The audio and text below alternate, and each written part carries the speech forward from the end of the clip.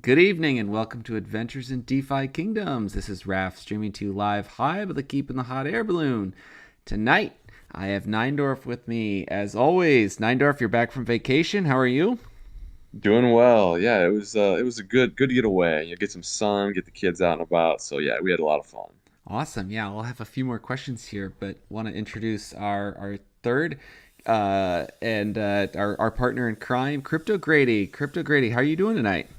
Doing amazing. We are buying as many DeFi Kingdoms heroes as possible in a complete mindless way. I We are love it. mindlessly selling all of our items and money that we have, our homes, our wives, our children, our husbands, and buying as many heroes as humanly possible. Are we taking care of ourselves? No. Are we paying our bills? No. Are we paying our mortgage? No, because we're buying as many heroes as humanly possible, baby. Love you. Oh, that's awesome. I love it. Yeah. All right. So, Neindorf, you were out on vacation. Let's get some quick deets on you were out at a lake. How'd that go? Yeah, it was good. Like we said, those like inflatables that they're putting on a lot of lakes and stuff nowadays, where you can like slide down, climb up. Man, that is a ton of fun. But I realized that I'm older than I used to be, and I'm not in as good a shape as I used to be. Nice, So nice. I had to learn that again. But So the Gen ones loved it though. oh yeah, absolutely. Nice, nice. So yeah, I'll give my brief obligatory house update since this is like my time to sit on the therapist couch here. Um, So, and I don't know if I shared this earlier. I'm actually looking to buy a house for my grandfather, which is a bit of a, there's been a few odd, not like with my grandfather himself, but a few other odd like family transaction dynamics that are just really strange going on. So that was odd. I had one family member like accuse me of like wanting to sue the family. And I was like, I'm just actually trying to buy a house. So, like, I thought I was doing him a favor. And actually, so that's the weird news. The good news is though, there's still a hole in the roof. We had a derecho windstorm come through, which is like an inland hurricane essentially. 2 years ago, there's still a hole in the roof, and we got great news this week that insurance is going to cover the repairs. So it looks like that's really the last barrier to me buying the house. So at this point, Nice. I'm ready to move forward. I'm getting pretty excited about that. We did photos of our current house, which is a bit weird, bit nostalgic. I don't know. I like having a house. That's I don't know. It's certainly a core piece to my makeup. Crypto Grady. You have any attachment to houses, or how do you feel about a dwelling? I do have a nice home that is now infested with mice because I'm not taking care of myself or my house. I got completely destroyed by the Terra Luna situation, the Harmony hack, and Voyager, and Oof. others. I mean, just Yikes! absolutely Wrecked. obliterated. And so, just getting out of bed here recently, getting the YouTube channel going and everything has been a big step for me. Nice, And nice. I'm still mentally. Where's Tosh at to give us our mental health tips? Yeah, I no don't Dude, that doubt. know. was great, by the way. Tosh, You're absolutely where right. you at, Tosh? Oh, so I've just been a mental basket case. So trying to get myself back on my feet, things like that. Yeah. Yeah, well, yeah, we are excited to have you on your feet because your videos have been awesome. So, give us a brief intro of yourself. It looks like we got some great CryptoGrady fans here on YouTube chat right now. Um, I just got introduced to you, I want to say like a week and a half, 2 weeks ago. Saw you on one of the chats in Maine, which I rarely ever go over to Maine, which I call AKA Meme Central. And I started watching some of your videos, and then I saw you jumped into the channel like a few days later. So give us a quick intro. Wow. You've been in the crypto space a while, so that we're really Yeah. excited to have you part of the DeFi space, DeFi Kingdoms that Yes. is now. I know, right? So I was a total DeFi guru for a while. So I first got into crypto 2015, 2016, was just kind of tippy toeing in. And then I just went all in 2017 and 2018, lost all my money, went through all that. Mm-hmm. But I was still kind of dollar cost averaging in the whole time, even when COVID hit. I was about to give up on crypto though altogether, but kind of hung in there. And when DeFi came real, it was kind of a pipe dream back then that you could actually have a decentralized automated DEX and automated market makers where these things happen trustless. It's amazing. And so I was, I had 2 businesses at the time, and one main business, insurance company that I had started from scratch, but was thinking about selling it, finally did sell it, and was just full-time crypto, right in the right perfect timing for all hell to break loose. Yeah. No Amazing. Yeah. I managed to lose all of it. Sorry, I shouldn't laugh. Oh man. Yeah. It's pain, laughter and pain. Yes. Yeah, I know. We'll take advice from this amazing crypto expert guru who will help you lose all of your money, baby, right here. We got all the answers for you. You just mindlessly be completely irresponsible with all your money and buy lots of DeFi Kingdoms heroes. So that was my coping mechanism. Right. And because I see so much upside in the project, the team, so many good things going. I love it. Gosh, yeah. Brilliant. This is just a fun ecosystem, right? When did you join DeFi Kingdoms? And I'm a late bloomer. So I was all things DeFi. And I kept hearing about it from Drake on Digital, baby. Oh yeah. Drake on Digital. And then I am George started talking about it. And I'm like, I kept meaning to get to it because I was in 50 different blockchains and liquidity pools all over the place. And I finally got in some liquidity pools, just kind of tippy-toed in. And then and my kids play games all the time, I'm like, guys, you need to be playing crypto games, making money. So I around a little bit. And so we got into Thetan Arena. And Thetan Arena is an amazing game, but it was kind of a rug pull was my takeaway. I basically became a pro in Thetan Arena and then finally gave up on that after losing my shorts on that. And then this was one of the games I was really wanting to look into. And the more I looked into it in March, okay, so beginning of March, I kind of started looking into it. And then by the end of March, I bought my first hero and it's tippy-toed in. And then the more I looked into it, I thought it was a pipe dream to have Gen Zeros. I was never going to pay that much. And then sure enough, I bought 4. And at the time, probably averaged by around 15 grand. Yeah. 10 or 15, 20 grand on some of those. Woof. Yeah. But hey, even now, I look at that and all the heroes that I summoned, they've held up comparatively. Mm-hmm. Obviously, they haven't held their value, but they are by far the best performing heroes, period, from an ROI standpoint. Yeah. And just as everything's just continued to completely destroy all of us and our souls and our brain, crash some more. I've just bought, especially when the Harmony hack hit, I didn't know what to do. I was kind of like panicking. And so I just bought up a bunch of heroes with all my liquidity. I had a ton of liquidity on Bitcoin. I had a lot of my Bitcoin, Ethereum, and I had all my Phantom, all my Matic, all my and a Binance coin, all that. And I was just like, what the hell's going on? I didn't even quite get what was happening. And then, so first I was like, I'll go into gold.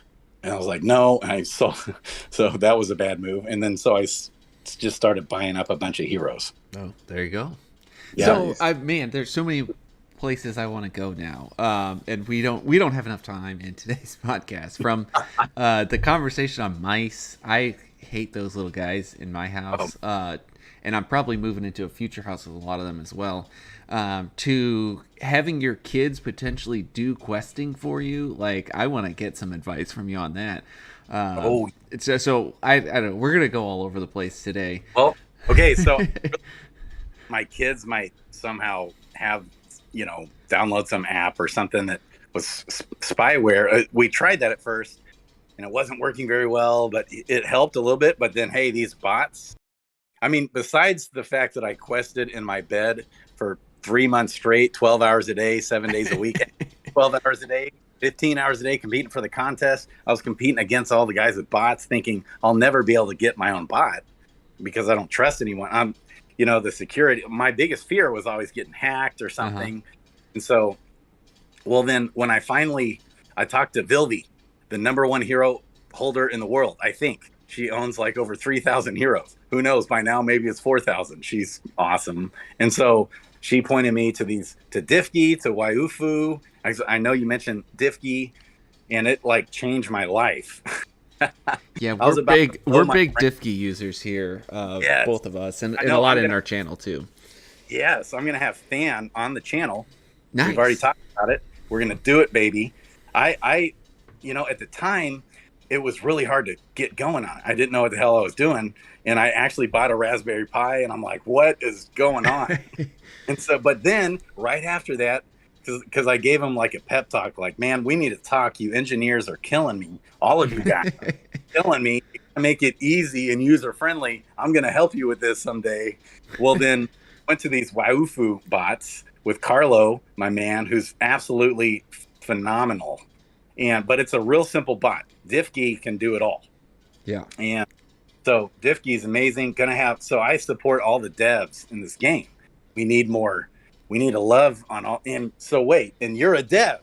So I'm just like, wait, you're the guy that created this Adventures in DFK, this most amazing website that I've used a million times. That's Old Neindorf. He's the brains behind the operation. Oh, you guys shout out to this site. Appreciate it. Amazing. Unbelievable site. I mean, honestly, it's all community driven, really. Like what features we go to. And speaking of that, I'm going to push out another survey on our Discord for what people want to see next, because I got some downtime coming up. So we'll get another vote out here shortly, everyone. Just FYI. Awesome. Yeah, go drop those votes in the channel, in Discord, of course. That's where we're at. I saw your list of all the different features, and I'm like overwhelmed by all the things you have coming our way. Do you want to give? Let's go ahead and slide into Dev Dive update a little bit. Like, what are some of the things that you're looking at, and then maybe CryptoGrady, you give your #1.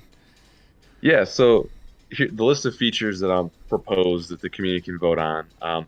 This one's been on there. I just haven't really gotten to it. Is adding visual alerts to our visual genetics alerts. Right now, you can get every other feature of a hero basically, and you can configure your alerts for it. But visuals are some of our users are really into the visual summoning now. Mm-hmm. So that's a choice. Another one is shout out Delay and Sir Worm, like they are like those visual gods out there. And who got looking at it? And JHW3D, was that? Did I get that right? He got the spines, the Sarah Kerrigan Zerg visuals. Did I see that in the channel correctly? I think so. That sounds right, but I'm not certain.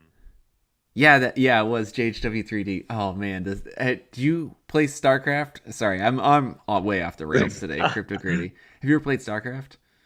So I cut off again. I was trying to go to the Discord to see the chat. Oh shoot! Yeah. Oh yeah. Like okay. Sorry. Repeat. All right. So I was saying Neindorf said that we're working on visual alerts, and then I said over in the Discord channel we have JHW3D got the like the tentacles, which remind me of Sarah Kerrigan, Queen of the Zerg in StarCraft, and I was wondering if you've ever played StarCraft. No. Oh. So until Fate and Arena, I was not a gamer for 3 decades. Oh wow! Wow, nice. Yeah. So this is all to me. Even when you guys say like RPG, I don't know what the hell you're talking about. Like, these different things, but I can't wait. It's all about PvP. Right. Yeah. The announcement today, everything coming. Okay, where on your Discord though, real quick, can I vote? I'm looking at. I'll post it shortly in the announcements. We're gonna give a rundown to our listeners of a preview basically, and then I'll post it after the episode. Perfect. So it'll be in the announcements shortly. But yeah, so the first one is adding alerts, genetic toggles for the visuals and alerts. Like if I want to try to find a hero that's got the Griffin wings. That'll be a choice that you'll be able to select. So number two, I kind of want to do. There's been a lot of talk about floor price calculators. I want to do sort of a very simple one. It's sort of it's kind of like the hero matching where you basically can select a few toggles and you can hit go, and it'll basically give you currently on the market listed. This is the cheapest one, maybe the cheapest 5 with those, parameters. Another one I'm thinking about is market data page really needs an update now that there's more pairs on Crystal Veil. For example, if you've got a bunch of, I don't know, milkweed or some item, there's kind of 2 or 3 different prices now. There's the jewel decks, there's a crystal decks and Avex decks. So, you kind of got to know what those are in case there's any arbitrage opportunities. Then to go along with that, next feature, possible market data alerts. That's another one we've been talking about. Seemed like there was support for that. Moving on, support for multiple wallets so you can see all your heroes on the site without having to kind of toggle through them. Oh, that would be amazing. You're like, yeah, all right. Here we go. Me with flowers and grace from the heavens. So is this a paid service? So I know the website is free for the basic hero data, which is unbelievable. That's all I've used. Do you guys also have a paid service? We do. We do, yes. So for our alert system, where you can get Discord notifications when heroes that match your criteria come up for sale. That's one. And the other one is the hero matching feature, which basically you put in an ID and you select a bunch of things, and it'll tell you what current heroes are out there, either for sale or for rent.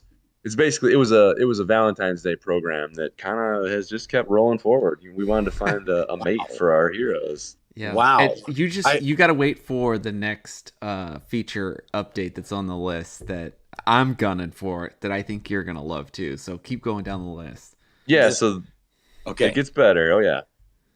Another one to keep with the visuals theme to kind of complete the round out of the site would be to add visuals to the hero matching app. Again, if you've got the Griffin wings and you want to find the advanced pair for that so you can make the elite back appendage, that'll help with that. That's so cool. So what do you think the visual genetics and all that will do for the end game? How much will it matter, do you think, for PvP and for the NFTs down the road for our heroes? So I don't think it'll matter at all. I just think it's in these sorts of games, I think visuals and the people will pay good money skins for the awesomest looking heroes. And I think some of these genetics and the visuals are great. Yeah, one wing and all these crazy different things that I've seen. Hot. Yeah, they are pricey. Yeah. And so people just care about that because it's more personal for their NFT. They're artsy type people. Yeah, absolutely.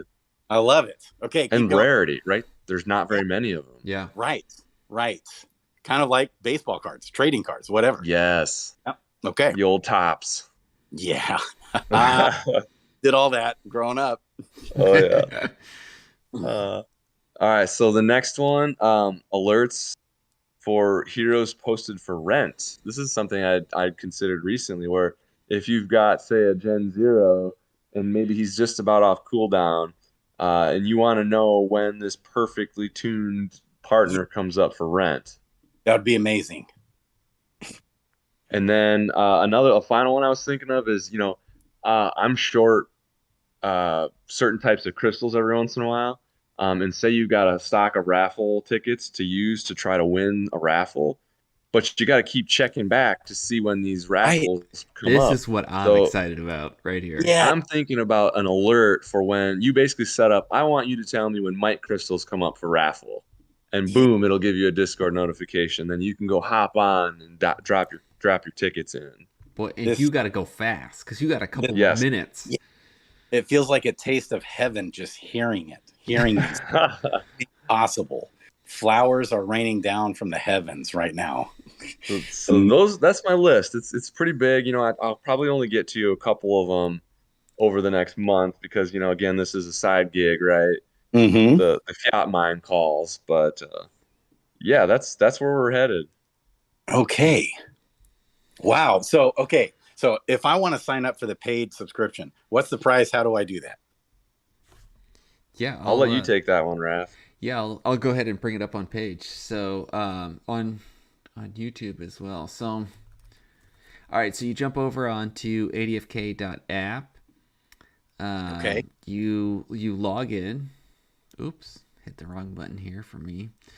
You log in. You go to your account page on the top right-hand side. And we have the ability now to interact with your MetaMask wallet. And so if you have your Chrome browser up and you have the MetaMask extension on, you can have your wallet there. You can, if you're on, it'll work with either of our ecosystems, either with Sarandale or with Crystal Vale. And we have first the time calculator down at the bottom. And so you look at that and it will tell you how much Jewel you have to pay to join the paid subscription club. And so the way that we've kind of priced our service is it's a bit of an exponential model that levels out at, well, I shouldn't say levels out, but our goal was we wanted 1 year of service to cost around $120 USD. Okay. And that's like the current market rate. And so the monthly rate is going to be a little more expensive if you want to go that route, but that's certainly an option for you. And then we've had a couple people like submit like 2 years worth. And like if you want to do that, you actually, because it's an exponential curve, you gain a lot of time for every jewel you put above that annual rate. And so I don't know what 2 years is worth, but it's not that much more. It's not double what the cost of 1 year is. Yeah, and I would say too that I think keep in mind you can do crystal deposits on Crystal Vale or jewel deposits on Harmony. Either one work. And if you guys ever have issues with a deposit, always hit me up. You know, no one's gonna go without getting their time. Right. Amazing. Yeah, especially like we were going through some, hard times in Sarandale where you're getting some transaction issues and people are like, what's going on? I sent you Jewel twice and my account's not activated. So, we'll make you whole. So, for those of you who listen out there. Yeah. And Raph, remember the one time where I had to reboot the server a few times and it was re-indexing people's transactions multiple times. We got a couple of some free lifetime memberships. Yeah. Out there. I love it. It's all good. Yeah, that's great. So, it should be pretty straightforward. You click the calculate button. Once you get a feel for the amount of Jewel that you want to deposit, you click the connect button and then the deposit button, and it should take you to the MetaMask transaction. Pretty straightforward if you like DFK Earn or FoxSwap or some of those other programs out there. Okay, that's great. Yeah. And I trust you guys. I remember when I first got in the game, didn't know what the hell I was doing. I was listening to some YouTuber, and they were talking about you guys and that there is a paid subscription. And then I forgot. I was wanting to look into it because getting Tavern Discord messages, all those things are huge. Well, that segues us nicely into our next topic. Okay. We are getting whitelisted by DeFi Kingdoms or by Kingdom Studios. And so we're really excited about that. Expecting that to come through hopefully in the next update, maybe the update after that. So our website is going to be within the menu.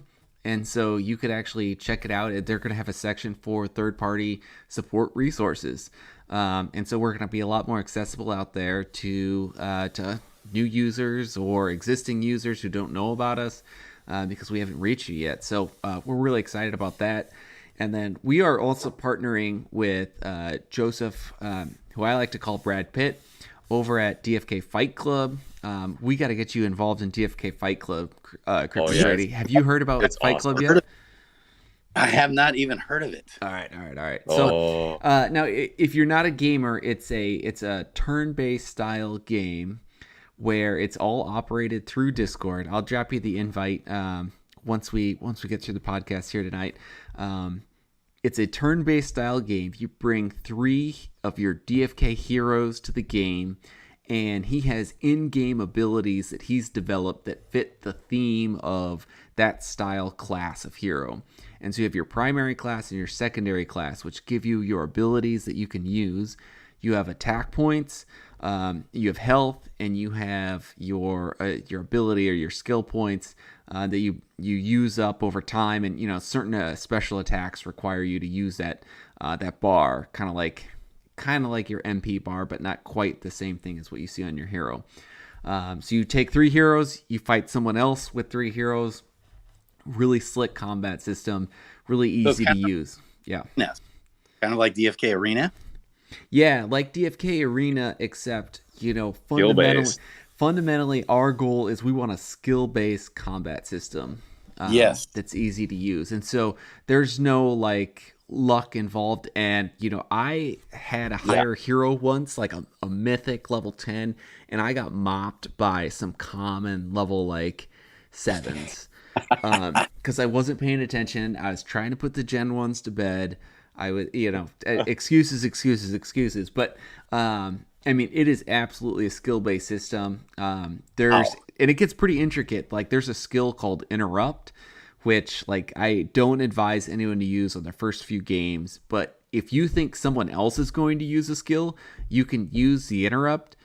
But if they just use a basic attack, you like just wasted a turn, and they just like get a free shot at you. So, really, it's a nice like intro level set of gameplay mechanics and great like advanced level gameplay mechanics too. That sounds amazing. Yeah, I can't wait to look into it. So yeah, have that posted in the description. Yeah, for sure. Okay. So what does whitelisted by the team mean? I wanted to rewind just a bit. Whitelisted by the team. So you were the DFK Adventures was whitelisted by the team, and what exactly does that mean? Yeah, great question. So we went on to the Kingdom Studios grant application website, and while the grants have been shut down in their formal form of, they're not giving out money for understandable reasons at the moment because all of their grants have been pulled because crypto's in a winter at the moment. They're still doing co-marketing efforts. And so and I could drop the link to this too, you got to get it for your channel as well. And I can hook you up with Sunbear, who's the kind of the gatekeeper for this. But you submit an application for co-marketing, and the DeFi Kingdoms team will review what you have in place, and then you have the opportunity to get listed in-game in the menu, where they will eventually have a third-party resources section listed, and also inside their website. Wow. Okay. Yeah. Amazing. Yeah. Pretty excited about that. For us, it was pretty easy because, we're not really doing blockchain transactions, or we're not using the NFTs. We're just trying to be that data resource for all the users out there so they can make the most informed decision based on all the blockchain data.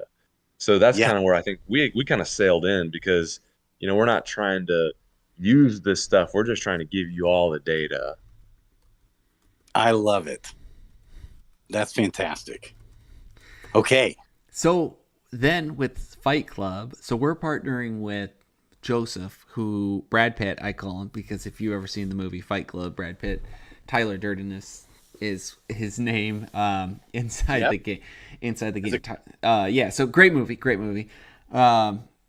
He is the kind of the brains behind this, and as Neindorf and I have started working with him, we're like, we would love to help with this project. So we are teaming up, and we met with Sunbear and the man, the myth, the legend, Frisky Fox this week. So that was a bit of a, like, I was talking to my wife, my better half, about it this week, and she's like, you were a little starstruck by this one, weren't you? And I was like, yeah, it was a bit like meeting a celebrity. And I was like, it was pretty awesome. Neindorf and I have some notes on the conversation. I'm just kind of generally go through what we talked about, and maybe you could as well. Do you want to go first? Go ahead. Yeah, you go first. Your notes are much more complete than mine are. Sure. All right, so let me go ahead and pull these up. So, it was a great conversation. I think the first thing that came out that I thought was really important, or that's sticking out in my mind, is they want to be careful about the projects that they're selecting. They're really trying to keep the best interest of the community in mind. And so Sunbear's questions were a lot based around, security for the community. Is how can you reduce the chance of exploitation or people abusing your system? Is there any way for them to game your system? Ultimately, because what we're going for is we want Fight Club, the skill-based system, to be able to earn people raffle tickets, just like the duels do. And so as soon as we can access that, you can pay jewels within Fight Club, and if you win, you can earn raffle tickets, which a lot of our community is pretty excited about, because that's it, like we said before, that's a skill-based system. So that's kind of what we're going for and what we applied for. So Sunbear is trying to come at this from a security perspective. And one of the things that really stuck out is like how much Fox cares about the community. And I'll get into this a little more later, but absolutely. The number of questions that he asked around, like making sure, like, are we counting our users, or, are we impacting, and, is it something that they're asking for and wanting to have? So I thought that was pretty neat. That stuck out to me first. Frisky absolutely has a vision for, there being a metaverse and there being access for a lot of these third-party developed games always in the future to be somehow connected to DeFi Kingdoms. One of the things that we were talking about is, battling with heroes. And one of the things he said, what might be uncharted territory, and he encouraged us to look at, is maybe you should battle with pets. Like, that's something that no one else is doing. So they're really excited, and they want to work with us. Yeah, he dropped that. He's like, go do that. Yeah.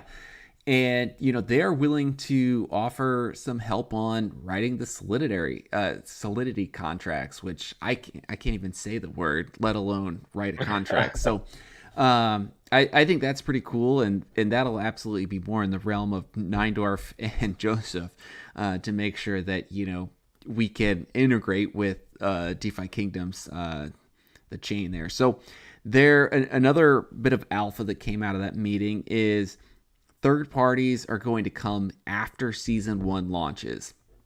And so far from the AMAs, I think we believe that season 1 is going to come in duels sometime in early September. I don't have any, that's just like me reading the tea leaves. I don't think anyone's come out and said that.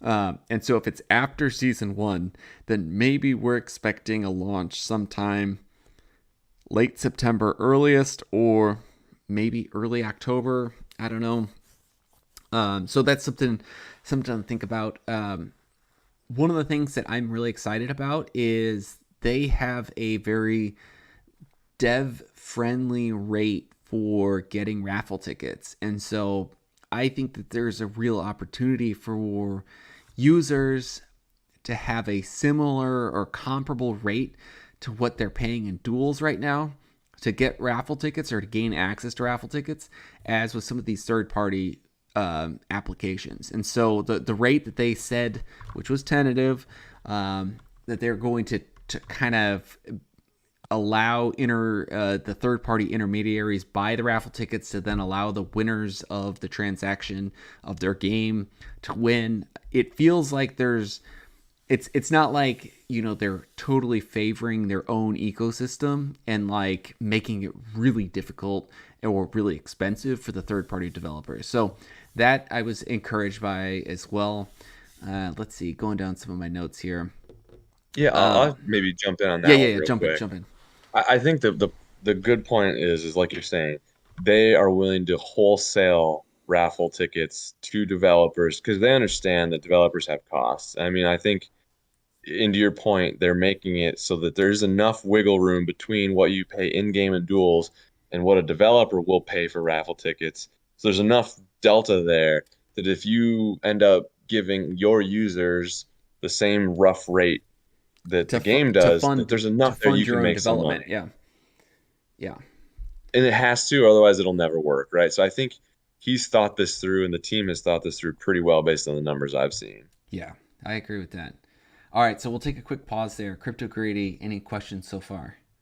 That sounds fantastic. No questions. All right. So then I don't know what your thoughts are here, Neindorf. You'll have to be honest. But then I started to get a little greedy with my question asking.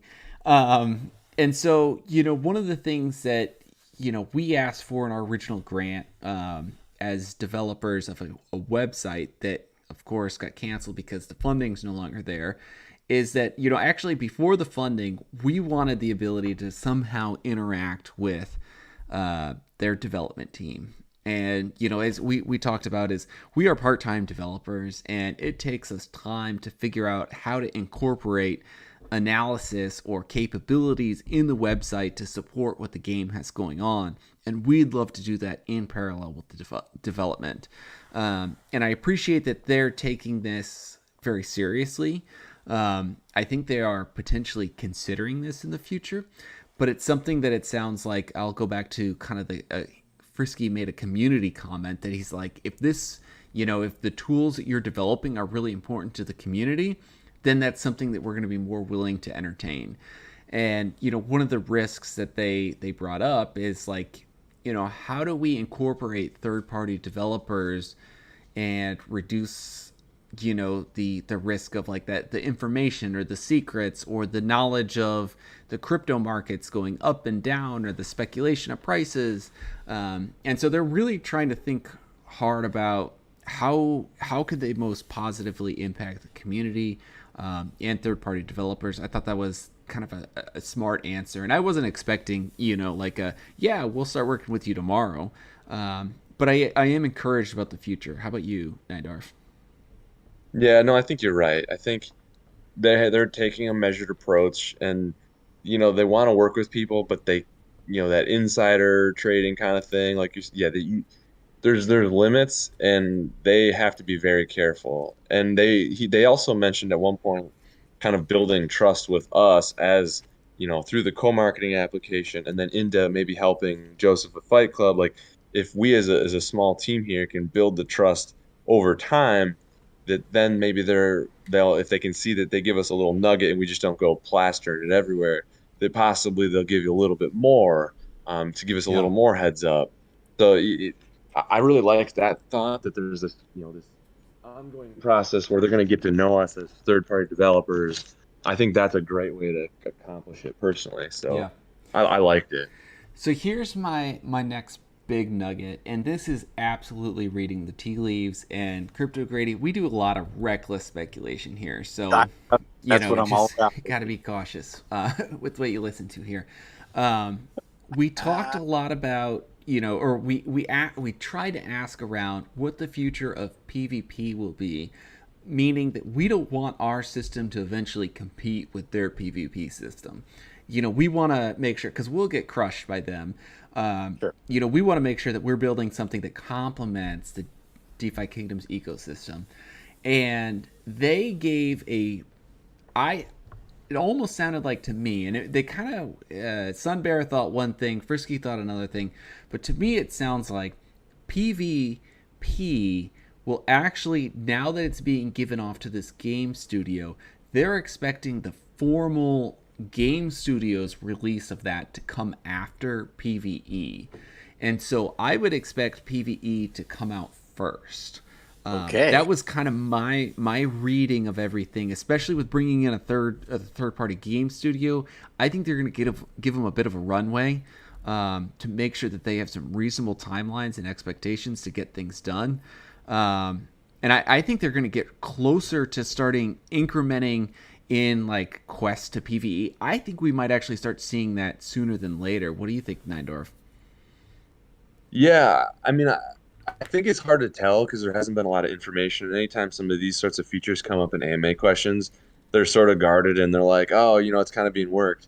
I think there's been, through all this, I would guess that there's probably been a dedicated team focused on some of these features that's not the features that we're seeing at all. Right. And so I would not be surprised if there's a much more mature system that's at least out there. Maybe it doesn't have a front end yet. Yeah. But at least the back end system is out there. They had built a prototype battling system, and it sounds like, to me, again, this is like interpretation, but it sounds like they're kind of scrapping it in a way because they really want their future battle system to be part on-chain, part off-chain.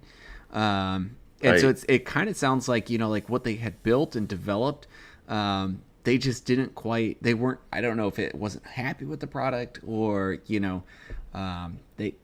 weren't sure about its viability. Again, reckless speculation, but it sounds like they're really taking this seriously. Yeah, and then Sunbear, right. Yeah. I think Sunbear made a comment at one point that he's like, that one that we that first iteration that we scrapped, he's like, we might even be able to like show you guys or give something of that to you. And I was like, what? Yeah. Ooh. Yeah. Ooh, Yeah. So okay. then we talked about land, and this is something Neindorf has been, I think, on the nose from day one, is that being a landowner is going to have some kind of impact to the game. Just like being a Gen Zero owner, you're part of the ecosystem. Like, you are now building your heroes for everyone else. And so one of the things Neindorf has been talking about, well, I'll just let you take it. So land requiring some amount of time to travel between areas, right? So go with your theory here.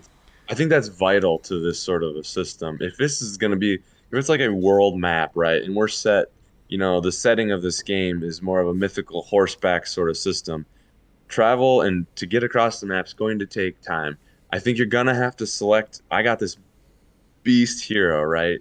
I'm going to have to choose between sending him on Tournament X over in this corner versus going to, I don't know, some quest mythic down quest in the other inside corner of the map. mountains. Yeah. Right. And you're going to have to make a choice because he's going to only have time to get to one of them.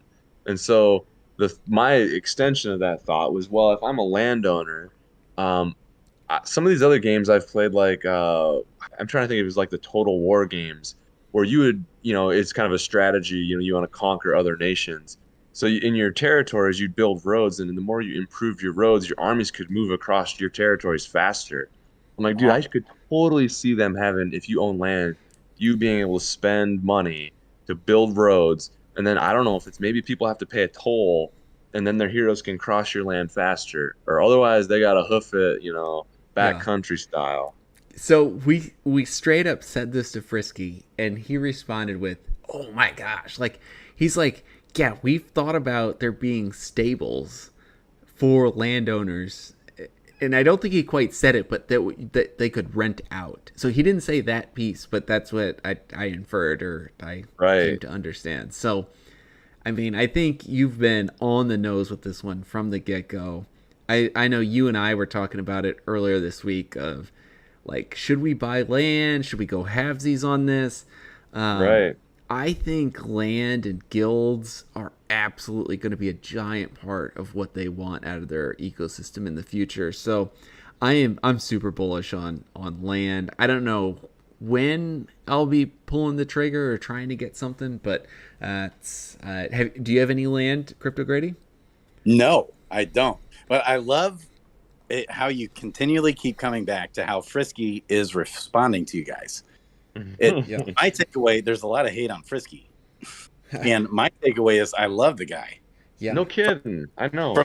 From being in the crypto space for so long and seeing all the crap out there, Frisky just seems amazing. Am I wrong? I don't believe so personally. I've not seen anything he's done that seems like it's been to the worst interest of us as a DeFi Kingdoms community. And you hear him talk, and it was interesting too, because he when he saw the rest of us, including Sunbarrel, had our cameras on, he's like, "Oh, we're doing cameras," and he just turned it on and just started chatting like it was nothing. I was like, "Whoa, like, okay." Yeah. It's like, so he's just totally cool, and you could see by his facial reactions that he cared, and there was concern when he was talking about privacy things and users being taken advantage of. I mean, you could just see it. Yeah, where he actually cares. He's like a servant to the community. So back 4 years ago, we had Binance coming on the scene, and everyone was talking about CZ as being a potential scammer. There's so much skepticism on Binance. Okay, and he has proven to be a servant to the community, one of the greatest guys in all of crypto. Right. And that's how I see Frisky, a servant to the community, someone who actually cares, probably too much sometimes, where he can't sleep at night. It's affecting his marriage. It's affecting his life because he cares about people. And he's going to follow the golden rule, which is looking out for the best interests of others, even over himself. That's been my It's Hey. funny. It's funny you say that because I got the similar vibes of, I'll call it, so in the business space, I'd call it like mad scientist founder. Right. I think he is truly passionate about what he does, and it came out in a funny way. And I certainly don't mean this to be an insult to him by any stretch, but there was something that he was kind of talking about, like some development and some meetings, and it was kind of funny when he's like, "Yeah, I think this is the direction we're going to go," and Sunbear's like, "Well, no, actually, no, we had a meeting about that this week, and we're not going that way. We're going to do something else." And I think it's funny that he is very confident and comfortable as a founder of the company to know what his role is best. And he is great at being the outreach to the community, being empathetic, taking the voice of the customer, living the voice of the customer, and being a developer. He's not a project manager. He's not these other parts and pieces inside their company. And I think that's okay. Yes.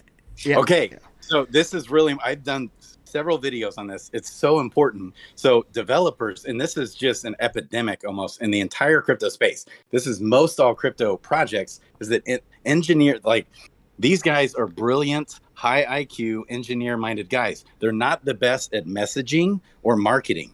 They're not good when it comes to how, like, on the other hand, Charles Hoskinson, for being a developer, is good at giving you not a shady, hair slick back car salesman vibe at all. Right. But he gives you a comfortable, kind of just makes you feel at peace and a subtle confidence in what he's saying.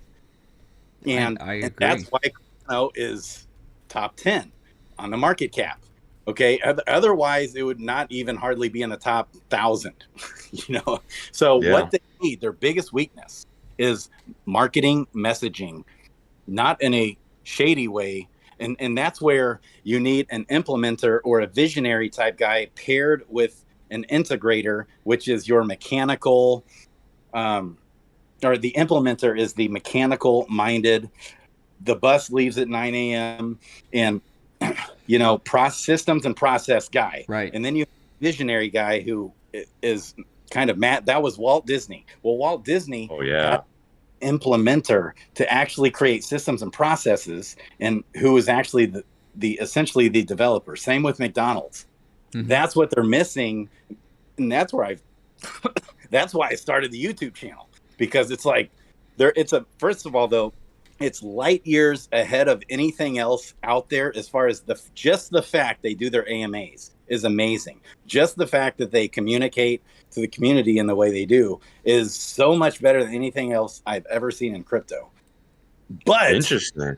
But the way they answer simple questions, they don't emotionally connect with the person asking the question and put so it's a psychological thing. A sales guy understands this, but so a question's asked, just simple messaging, the way they answer a question, they're so logical in their mind, and so they don't think it's not inspirational. It's sometimes dry as cracker juice, typical engineer guys. And so you have all these projects in crypto that don't communicate with community. No one knows really what's going on, but at least they do, right? So, and they're actually developing comparatively to other crypto projects out there so fast.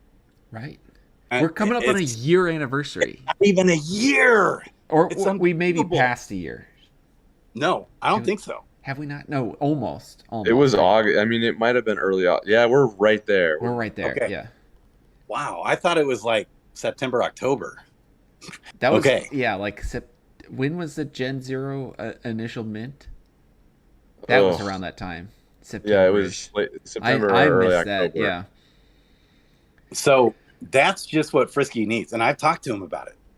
So I've actually had several personal conversations with him about it, and was even before all the Luna madness happened. Oh, nice.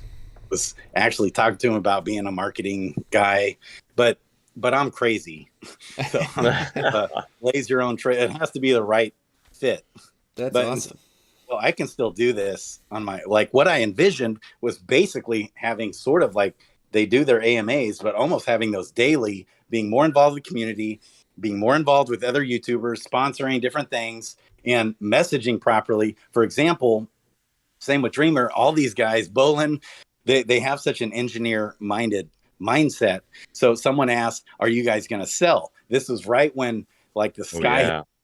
Okay. And the way Dreamer answered the question was like, oh, I need to be answering. The answer is no, we're not going to sell. We're going to keep developing through the bear market. Even if Jewel goes down to 1 penny, we're going to keep grinding. We're going to keep going. We're going to find other partners and create a metaverse and just have an awesome ecosystem. Boom. Quick answer, easy, simple. But instead he like this crazy, long, drawn out answer. Right. And so all it does. So the way he answered the question as a listener, I'm just like, is he up to no good? It makes you skeptical instead of putting your mind at ease psychologically. And so we see now that this market cap is a $19 million market. It's a micro cap coin ranked 725. What's going on? Guys, all the community is amazing. Okay. There should be like hundreds of millions of dollars in this thing. What's right? And that's why. So that's been my takeaway since very early on. When I first was getting in the game and just falling in love with it, I went back and listened to all the AMAs and just love these guys. I just want to come help. Right. They need like a business-minded guy. A good sales guy isn't some guy who gives you a pitch, who's disconnected from you and is pressure selling you to do something and not a good sales guy will make you won't even know that you're being sold. Right. Absolutely. But an engineer-minded guy views even the terms sales and marketing. Okay. They immediately what comes into their mind is the hair slick back, sleazy car salesman guy. So they're almost turned off it. So you hear in the crypto space all the time, I don't want to hear, some guy just talking of projects all the time. I like to see guys quietly working. I like to see who don't communicate at all to the community, and they're just developing. They're just grinding out. Well, okay, so that's what all crypto projects do. No one ever knows what's going on. They don't communicate their project. We don't know what's actually happening, and then boom, it just comes, and we're behind the 8 ball when it comes to the actual good projects that are actually grinding and developing. And I think that'll happen here. I think it'll come where all the people that have left this ecosystem and left the game will become flooding back in as they just continue to grind and develop. I think that is true, but it's killing me. I would love to be the moderator or something on their AMA and like interrupt. Nope, here's the answer, and just boom, answer it.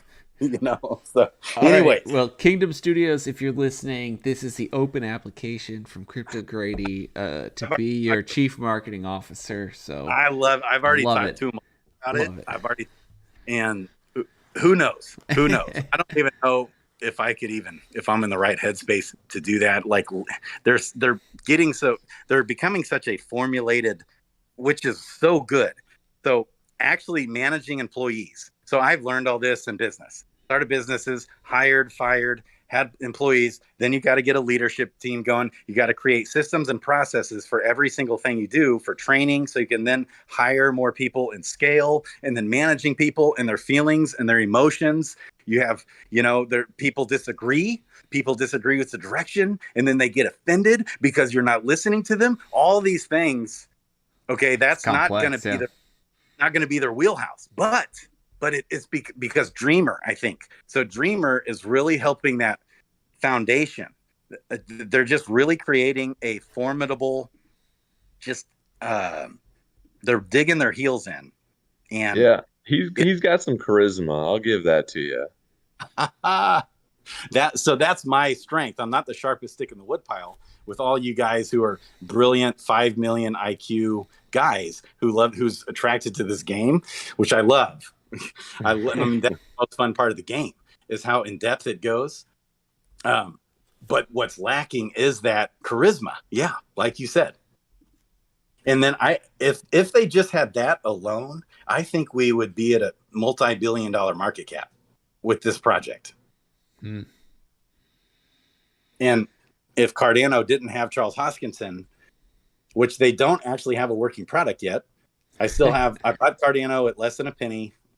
Okay, way back, and I held it all the way up and then all the way back down. And okay, now I hope it all comes. I hope it's actually going to unbank the unbanked and do all the magical things he talks about. Okay, but he doesn't even have a working product yet. And look at the versus this that's actually moving so fast. It took Cardano 5 years to create a wallet. And then we're still trying to get those wallets to work properly with the DEX and Cardano and actually a working product. Yeah, I unloaded all my ADA4 for Jewel a while ago. No. So I maybe should think about it. I still hold quite a bit. But I didn't buy in as low as you did. All right, so let's move along here. Yes. So I wanted to get to, some we'll keep this work because we are running a bit long, but I wanted to get to some ideas on, what are I'll call this the not financial advice Degen Plays section. And I watched one of your videos about supplying liquidity to the egg gold pool. So over in Crystal Vale, and tell us about that. I've been blown away. So providing liquidity on both Serendale and Crystal Vale, because you can't actually provide liquidity for the golden eggs yet. Last I checked, and I did check. Did I check this morning? I checked last night, I think. Okay. So I've tried multiple times. I definitely have it in there. So on Serendale, I provide like 87% or 88% of liquidity for golden eggs, which is, it just helps the ecosystem. It's a win-win. Everybody wins. That's when business works. Long-term approach, right? So it's a win for everyone in the community because you could potentially arbitrage the golden eggs, do different things. It's a win for me because I'm making fees. Right.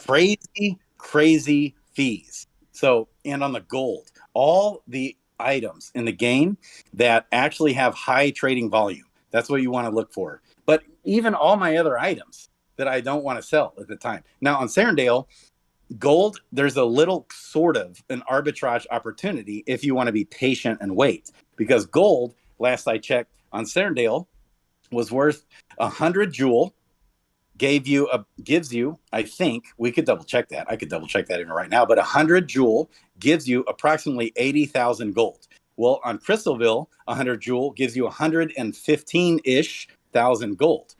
Big ARB opportunity. So if you're actually generating gold on Serendale, so we don't have the bridge yet, so we can't bridge items, but we can bridge Joule.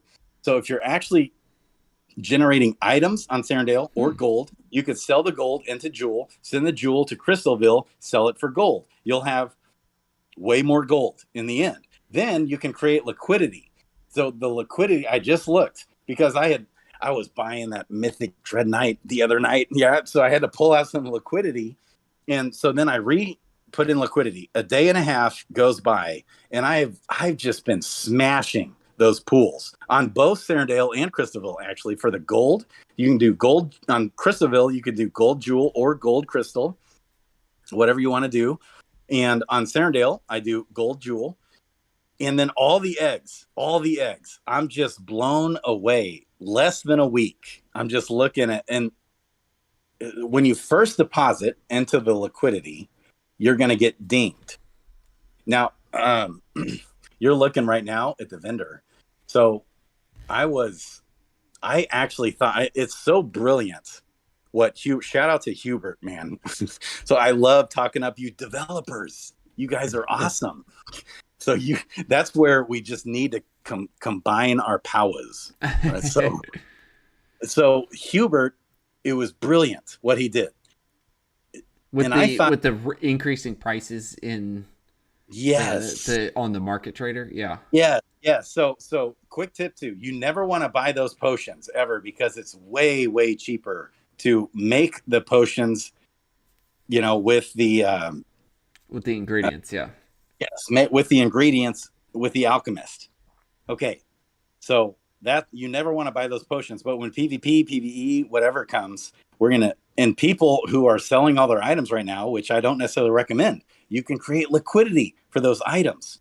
Okay, but when that comes, people are going to be forced to buy those potions. All of this whole mechanics is just going to, over time, drive up the price of gold, which has been really destroyed as well in this market. It's just so down. Remember when it almost got up to 1 penny per gold? I do. And the more use case they bring for the gold and all these items, which can be exchanged for gold, is just huge. So what I'm doing, first of all, I have all my foragers and gardeners on Serendale still.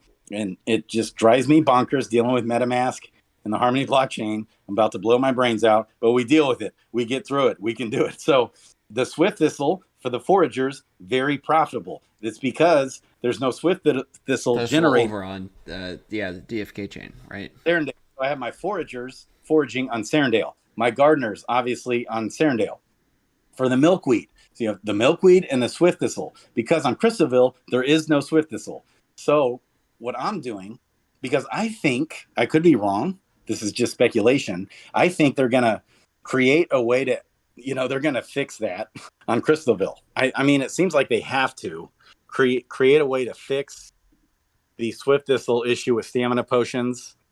But who knows? Maybe they won't. And so Swift Thistle's at a premium.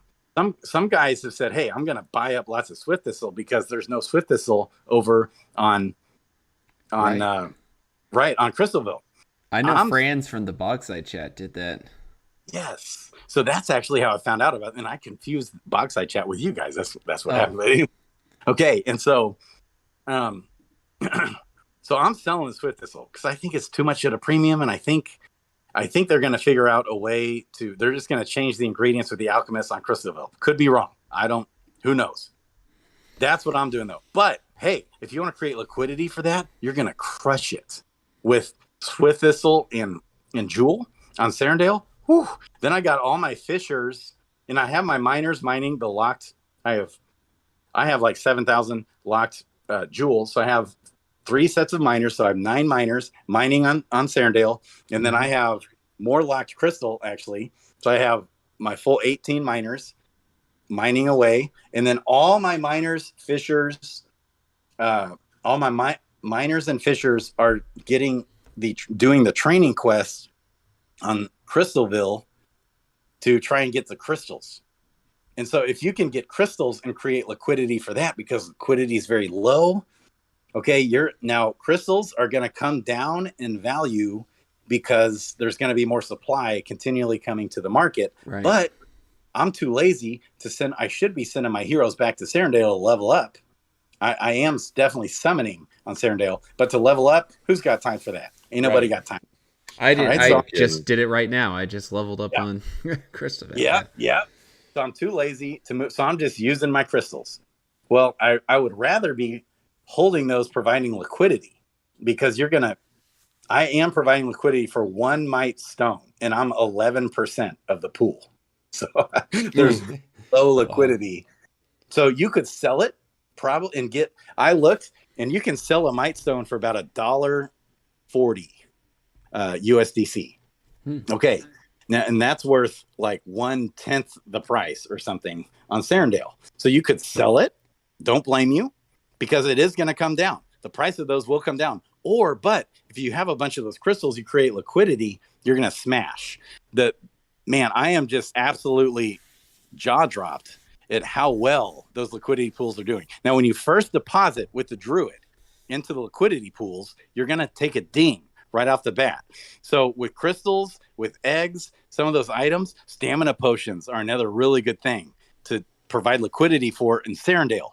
Okay, but you want at least 10. I mean, you really want 15 or 20, because it's weird. It's like a weird algorithm. The more you deposit into liquidity, the better it's going to be.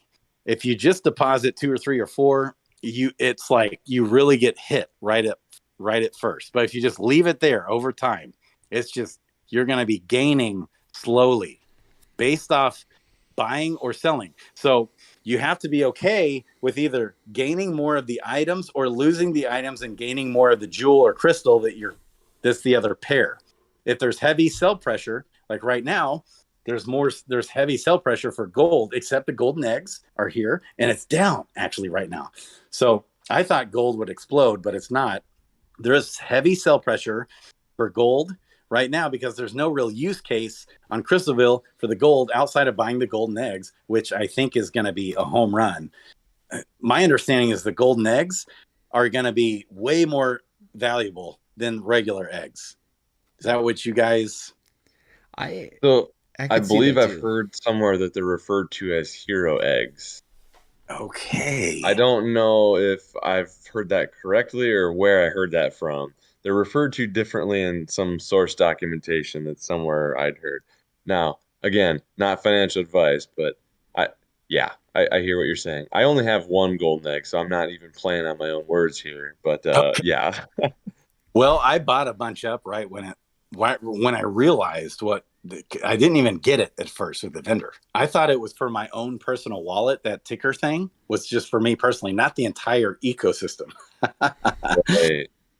Okay, so it's brilliant how they did that. So I have a bunch of golden eggs on Crystalville that I'm waiting to provide liquidity for. On Serendale, man, I just can't believe it how well those pools are doing. Yeah, I don't have near the liquidity. I think I maybe have like 5% of the jewel gold in Serendale. And the problem is I just keep slowly putting some in, so I have no idea what my actual cost basis was. So I have no idea if I've made or I lost. actually wrote it down and I've been following it. So I need to get better about that. yeah, well, I just did it for the channel, for the YouTube channel. But so okay, I'm looking at these comments, but you have to understand that if you pair that with jewel or with crystal or whatever, that you might be gaining gold but losing crystal. Right. Especially right now, there's more sell pressure on gold than buy pressure. So if it's all sell pressure, Right. but Right. okay, if you believe in gold, you're gonna and if you were to just if I in my pools that I just crushing it, if I just pull out and sell all my gold, if there's sufficient liquidity, that is, I would have way more jewel than when I started. Right. It's absolutely smashing. Same with the Yeah. eggs. Well, you But need more liquidity because otherwise, if you tried to sell your stash, though, the market would get crushed. So, and then right. I think your point The though other, is as this game grows, that'll get easier and easier to get out if you need to. yes. So that literally happened on a video live. I find the floor Dread Knight mythic. I was just looking at different things. I was doing a video. It was for a reason, and I see the floor Dread Knight was a foraging or a mining Dread Knight Gen 1 5 summons. And I'm like, oh, I'm gonna buy that. Where am I gonna get the money? A brother's broke. Where's my money? So I was trying to sell my gold on Crystalville. Well, there's not enough liquidity. I was providing like 40% of liquidity, right? Mm-hmm. But as more people do that, if you're good just to patiently wait and hold the gold, and I eventually provide the liquidity back again. So no big deal. It's all back. You guys can sell that gold if you need to. It's all good. So it's a win-win for everyone. If you buy, if you sell, if you provide liquidity, you get those fees. Everyone wins. That's the beauty of a decentralized exchange. That's first and foremost what DeFi Kingdoms is. That's the foundation. Is that they're a DEX. I love this. We could Dude, talk. I agree with you. And the more, like I think you said, adding liquidity is a perfect use case for an item you can't use now but don't want to sell. Yes, because I think that's exact. I think you nailed it. that's right. And gold is cheaper on Crystalville, so it makes sense to buy it and hold it right now. Right. If you want to wait, because it's going to come back up, there's going to be parity soon. There'll be the bridge for it. Okay, and then that'll be a true arbitrage opportunity when that first happens, but it'll probably happen with bots and you won't even be able to get it. Arbitrage, like when you can just send the gold from Crystalville to Serendale and sell it, that's when we're going to see true parity. It'll come. Right now, Yeah, and I think the item bridge is well underway too, from what I understand. soon, like even within the next week, possibly. But if not, even if it's 2 or 3 weeks, man, you keep getting that gold and you provide liquidity and or the items. Ooh, and we're gonna need the items for PvP. We're gonna need for so many different things. Now, one No question doubt. could you guys kind of briefly explain? You kind of already did PvE versus PvP. Raph, I'll let you take that one. Yeah, I'm not the sharpest stick in the woodpile. Not everyone exactly knows what that means. Yeah, so PvE will be player versus environment. So that will be the story-based quests. And where I believe things might start trickling out, and like Neindorf was saying, you know, like I think there could be like quests over in this area of the map or that area of the map. You know, they already are kind of working on PvE in effect with the scrolls. And so, you know, those 8 scrolls with the 9th scroll that we'll someday be able to quest for, I mean, that is a PvE quest. I mean, that is a storyline. And it sounds like from talking with Frisky Fox that they clearly want to still own all of the lore aspects of the game. And so they are going to be very integral in owning and controlling, you know, what it takes to get PvE going. And so that's where I think that PvE will actually now come before PvP. And as Neindorf and I have talked about this before, you know, one of the things that always worried me about the ecosystem was I thought that it was going to be reliant on player versus player combat, the PvP, to generate to pretty much create the jewel burning mechanism through transactions that keep people enticed in the game, playing in the game, and keeps the value of the coin high. Now, I will say, since that point in time, I've been really encouraged by the number of transactions going on Crystal Vale right now. And so I think that there is actually the opportunity to launch PvE first because of all those transactions and that jewel burning mechanism. Mm-hmm. That's great. That's my thoughts on PvE. When do you think? Yeah, when do you think these things will be coming? Really no idea on that. I mean, I think I would look to their roadmap. So we know that the rest of the eggs are going to release. We know that the little level 10 quests we know are going to, and that's not like hero level 10, that's profession level 10 quests are going to release. And then at some point down the road, I think we could start seeing PvE quests after the eggs. Okay, and do you think on the profession 10 questing we'll be able to have the pets involved? That's what I gathered out of the last AMA. And so then this is something that I've been kind of wondering is if the rest of the eggs were going to release before the use case for the pets, I was going to wait to buy, because I actually own 0 pets right now.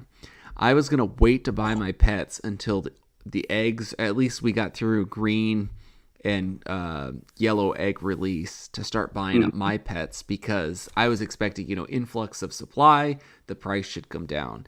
But if they release it in reverse and the use case for the pets for the gray and the blue eggs comes out first with the level 10 quests, and you can carry those pets with you, then I think the value of pets is going to skyrocket. You might see 50% increase, 2x increase, 200% increase. I could see. I wouldn't be surprised if I saw that. Yeah, I think the level 10 quests are 100% going to come with the ability for pets to be used. Now, whether or not that's going to be enabled right away is the part I don't know. And I think I'm kind of splitting hairs a little bit there. But basically, fair. I think there's going to probably be 2 phases. The level 10 will launch, and then later on, they'll probably have another update where you're able to use them. And maybe not. Maybe they won't be able to do that since they're going to have to write the smart contract. Then those devs of us who know how can go in and quest with pets even if it's not in the game UI. So maybe that won't be the case. But I don't know. I'm talking yourself out of it. I am. I'm just trying to think of all sides here. Yeah, I think, and we could probably all agree that when the use case for pets comes out, they're going to go up in price. And, when the supply of when more pets come out, they're going to go down in price. And I think ultimately, the power of the use case for pets, I think that's going to be a lot. I think it's going to be more powerful than the supply bringing it down. Yes. Yeah, because you can't just go buy, other than the gold eggs, which the price is going to go crazy high. You can't buy eggs either. And Right. people are burning eggs by turning commons into new eggs. So if you actually look at the number of like pets out there to heroes, that's a huge disparity. And And if they it'll keep provide a coming huge down. boost, People are they probably provide a huge burning boost. faster than they're finding them. They are, I think. Yeah, So I guess I that I shouldn't personally, recklessly speculate. I should look at the numbers, but yeah, still a pet holder. I have a whole ton of eggs I haven't opened yet. Also, just because there's no rush right now. yeah. Yeah. But yeah, I think eggs are. If you see eggs cheaply, I wouldn't be too afraid if you got 20 extra jewel to go buy an egg. Yeah, that's what I was gonna say. Is DFK earn 20 jewel or 16? I saw some. I thought about selling some to buy some stones, and it's like 16 jewel. I was like, I'm gonna hold on to my eggs for 16 jewel. Thank you very much. Oh, no Yeah. doubt. Right. So that and then I'm holding especially the green ones. They're so low. Okay. And so then I provide liquidity and I'm smashing. It's Dude, like that's a good idea. So I'm that's sitting on smart. 15 of That's what I those. should do because I'm holding on to eggs, doing nothing with them. right. Um, That's right. Likewise. And if you're going to do that for a month, I can't wait to see Right. what monthly returns are. I'm just blown away already in less than a week. So, okay. So I have some questions. Maybe you guys know. This is some juicy stuff. So do you think the eggs, the pets, might be able to potentially help change a hero's profession? Possibly. I've heard rumors of this, and I actually read something that kind of insinuated a really rare or mythic pet might even be able to alter the hero's profession. Is that possible? Oh man. See, my reading into that is that I think that they've said that the pets, and this is speculation, that might happen. But I thought it was that pets would provide a boost as if you had that profession quest. Okay. Yep. You're the second And so, person. like, if you had both the profession and the pet, I think you're gonna like it's like a double boost. Oh. And if you happen to crack an egg and one of those abilities of that pet ends up being uh, experience boost, that thing's gonna be worth an absolute ton. Okay. An Because experience. if your pets are gonna XP boost your heroes, and there's people, that's gonna be pets that are useful for power leveling, and those are so gonna go up talk about insanely that for a high in second value. because we don't see that on the card right now, right, Neindorf? Well, there's information, but there's just no data. But it's just like a number, and nobody really knows what any of those. It's kind of like the abilities, the advanced abilities. Yeah, sure, I Yeah. got an advanced one. We have no idea what that means. So which one things are, we're still waiting to see. Interesting. It's so interesting. So will a fishing pet be able to pair with a forager? I think so, but I don't know that it's going to provide you with near the bonus if you did a fishing one boosting your fisher. Right, because you might want to pair it for the future of like the crafting bonus or the combat bonus that pet adds to that hero. Okay. Well, and keep in mind, the other thing we haven't mentioned here tonight, talking about pets too, is that they're going to have quote unquote treats that you're going to make. So there's going to be more item burn. More items. Yes. Yeah. It's all going to come. We're going to want those items. Yeah. We really want those items when the time comes, man. And so it's going to skyrocket gold and everything in the ecosystem, I think. And shout out to all these guys making comments. I love it. iOS code making like some good poisho. Oh, and yeah. This Blackwing. I love you guys. All dirty. Daisho. You guys are awesome. Okay, so here's another big juicy question that I keep. So we obviously see the hero's profession plays such a massive role to the hero. So if you have a paladin forager or a dark knight fisher, that makes such a massive difference on and that's why I bought that mythic dark knight the other night. He was a miner and he was the floor. I hope I didn't say dread knight. Just to clarify, it was a dark knight, mythic miner who's the floor, Gen 1 with 5 summons. Amazing. Anyways, okay. So if we have a paladin forager, what should we do? should obviously, if it's a mythic, so for PvP, we're talking PvP combat, because that's what we're all excited for, baby. Yeah. That's what it's all about. But the Mhm. profession plays such a massive role with the hero. It's not about profession questing, but the profession plays such a big role. So should we completely ignore his profession and just go for vitality and endurance and strength? And if he's a fisher or forager, we just forget about it. What do you guys do? I'm treating my heroes like they're either going to be questers or they're going to be combat heroes in the future. Okay. And So- I would say like my combat heroes are really only legendaries and mythics. My quester heroes are and I don't actually own any uncommon. No, I do. That's a lie. I don't own very many. And so I take like what I call the dumbbell approach, so like the reverse of a normal curve. Like I have a lot of heroes I try to have them on the high rarity and on the low rarity. Yeah, that makes sense. So Okay. I have one of my Myth- buddies phrased it an interesting way. Mhm. A beast hero's profession is combat, is training right now. Okay. So think of that as the fifth profession is to just run training for XP.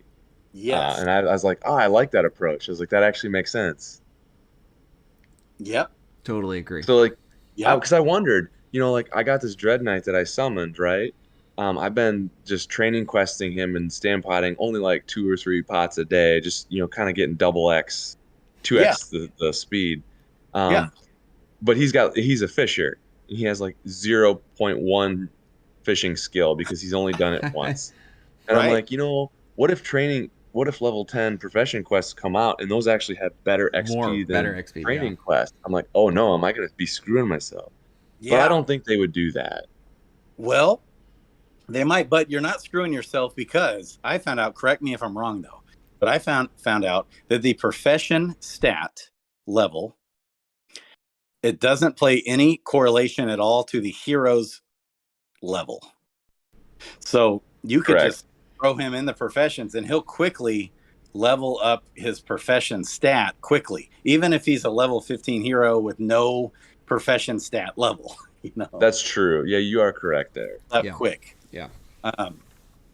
Okay, so that's interesting. Even with a Dread Knight, you're in the case of a Dread Knight Fisher, you're ignoring that profession. Yep, just- 100%. He's been doing arm wrestling since he came off the portal. Yeah. So that big debate, and they've helped. I mean, I've kind of changed my stance a little bit, because my 10 commandments generally says in the early stages of a hero, okay, in the early stages of a hero, we know that it's good for vitality. It's going to be good for, I think, correct me if I'm wrong here, for all heroes who have lots of vitality for the MP. Yep. Okay, or not the MP, the HP. HP. yes, Yeah. Yep. the H. So, in the same way, my thought process is just focus on the profession for at least the first 10 to 15 levels, at least. Then that hero is going to be jacked in that profession. Then, as we get more information on PvP and how it comes, we'll have a hero that can quest better and be more efficient, and quest, which means you get more items, better ROI, and he'll level up faster in result of that. And you can then focus on his PvP stats down the road. Is that crazy thinking? I don't think so, because every stat is going to be important in some way. I think even if it's an off-class stat, I mean, it's still going to be useful. Right. So for like a Sage Forager, I'm doing, of course, is my guaranteed stat. I've changed this. I didn't even get this before, but I've changed this. On a Sage Forager, I'm definitely doing Intelligence as the guaranteed stat, but I'm still doing Dex is one of the 50-50 rolls. And then usually Vitality for the other role on most heroes. I think Luck is also good for all the heroes. So if you have so only exceptions to my 10 commandments, main exceptions are like a mythic or legendary, Paladin and Dark Knight, Fisher and Paladin Forager. Maybe just altogether ignore the profession on that one, possibly. Mm-hmm. Right. But on most of the other heroes, except for Luck, in the case of fishing, seems like that's good for everyone. Could be wrong. It's obviously going to be better for some than others in PvP, but I still think it's good for everyone, like you said. But to what degree will Dex not be as good for a sage for PvP as it is for an archer? We don't have. I got a couple rare sages, and I'm going obviously wisdom and intelligence, and I'm going agility. I want them to be fast cast. Okay. Yeah. That's where I'm feeling. And then with my dread, I'm actually boosting wisdom, hoping for some magic defense on top of his strength. Oh, interesting. And of course, like you said, vitality too. Yeah. So those are kind of the three I'm headed. It's funny how everybody's got these little strategies. It's fantastic. Yeah. That's a great thing about the game is there's not necessarily a right or wrong way to do things. Right. Too. At least not yet. There's lots of options of what you can do with your money in this game too. Unlike me with the ladies, all kinds of options on which way you want to go with your money. Yeah. It's awesome. We could talk for days. I think we could, but that's probably a good place for us to wrap it up tonight. We might be hitting a new record. I don't know if we've gone an hour and a half before. This is good. This is awesome. I love it. I'm the time warp. By the way, on the eggs, you don't want to do liquidity unless you have. I mean, you can, and it's still okay, but it's gonna be wonky at first. Yeah. So how many eggs do you think you need to do? I would recommend not any less than 10. Okay. But I still have plenty of pools where I have like 5 or 6 or 7. Between my 2 accounts, I think I have 9 green eggs. So okay. I'm at 15, so those have just been sitting there. Yeah. Man. I got to be dropping them bad boys in. Yeah. And so are you doing egg gold or egg jewel then? I'm doing jewel or crystal. Okay. But mostly it's all jewel. So Right. that's another question. Do we own jewel or crystal? Because we have this potentially in my AMA, I created an AMA question on talk.defykingdoms.com. Jewel, it looks like, correct me if I'm wrong, a massive unlocking period is coming in the next month, 1 to 3 months. Yeah. Of jewel. I mean, we're talking we're going to triple. We're going to triple the amount of jewel in circulation over the next year. That's not good. That's like really alarming. Mm-hmm. So we need to talk about that with the devs. I agree. I think they are going to have some kind of like relock feature. Oh. And or they're extended gonna lock. or burning or extended lock, or I think there's gonna be the option to delay it, and I will take that delayed gratification. They've usually in most of their delayed gratification, you benefit from it greatly. Yep. Okay, that's awesome. Where'd you hear that? That was in one of the AMAs. They, I think, just kind of speculated briefly of, hey, we're thinking about a few different ideas. It was one of the ones where Metas was asking questions about, what are you guys going to do about it? It's a big problem. Yeah. Okay, so I did create another AMA question. Hopefully they bring it up tomorrow. I know there's a lot of other news. Well, they haven't revisited that one in a long time. So I think it's fair that at some point here soon we need to get to that question. Yes. Very soon, within the next week or 2 or 3. Yeah. Because I don't know what to do. Do we buy jewel? Do we buy crystal? I've done a couple videos on that as well.